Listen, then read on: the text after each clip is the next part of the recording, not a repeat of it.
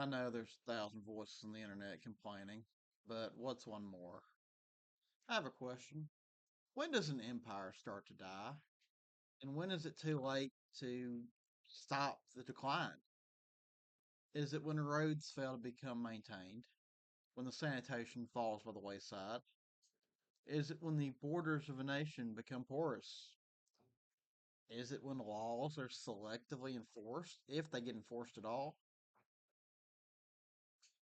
Let's go to Rome. Could it be Rome ceased to exist when there were not enough Romans in Rome to defend it? In the year 376 AD, in the year of our Lord, Rome experienced a massive wave of people migrating from the north.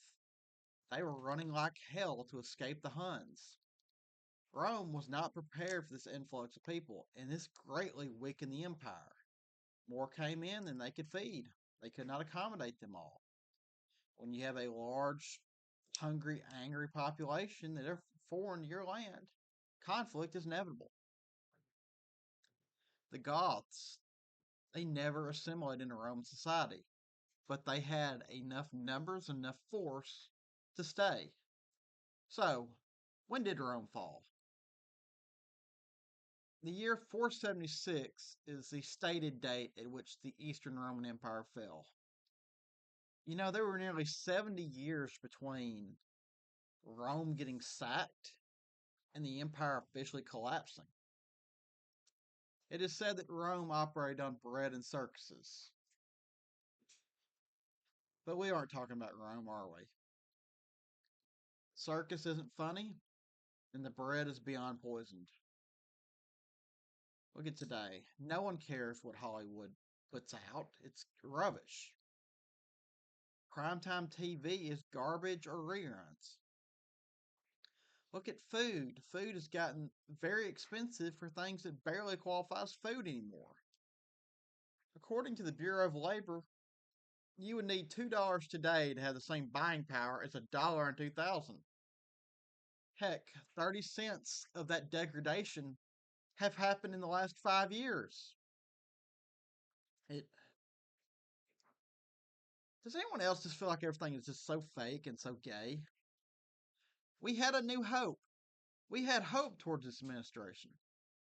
That hope has turned towards resentment. The coalition government that was supposed to be MAGA, supposed to be Maha, it is all but falling apart. What happened to no new wars, tariff checks to the American people? We'll get rid of the illegal immigrants and those visa scammers. Inflation is up, multiple hotbeds of conflict around the world, and this administration is perfectly fine with bringing in waves of people that suppress your wages. That is, if they're legal. As long as they get their pound of flesh, they get their taxes, they don't care. But the United States has been undergoing a controlled demolition for years. When this demolition started, that's up for debate. So, when did we start to fall? When did America start to become poisoned? The key moments of dissolution fall somewhere between the Lincoln administration and the global war on terror.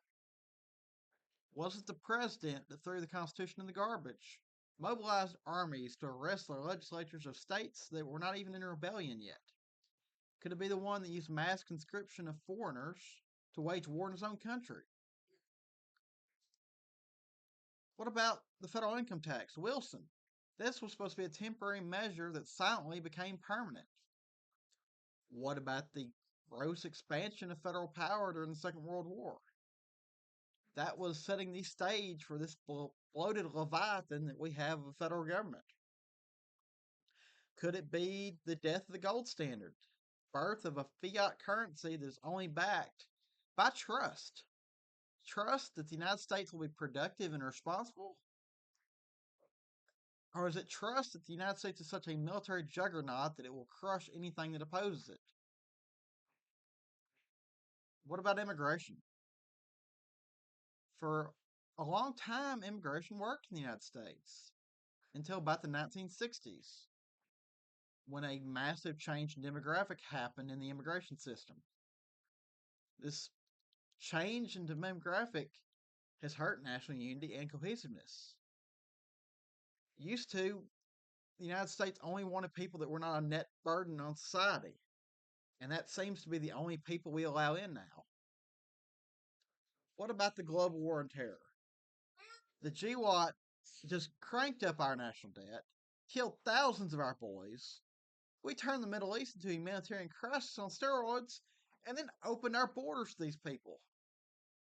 As a child, I was told we must fight them over there to keep them from coming over here.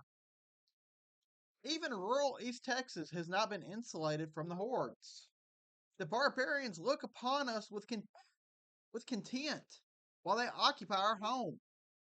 I cannot go to Walmart without watching someone speaking Hindi or wearing Arabic garb. It pains me to see them pull out their billfolds, pull out a government assistance card, while I do my best to budget for groceries, and I am failing. But I guess the real question is not when this decline started. How do we reverse this decline? Is there a political solution left? We have invaders occupying seats of power. We have dual nationals in public office, and who are they serving? They cheat the ballot boxes, get in positions of authority in business, and then they decide, you know what, I'm going to import lower castes from my country of origin to use as their slave labor. I'm just frustrated, y'all. And of the thousands of voices screaming on the internet, what's one more? Sign off.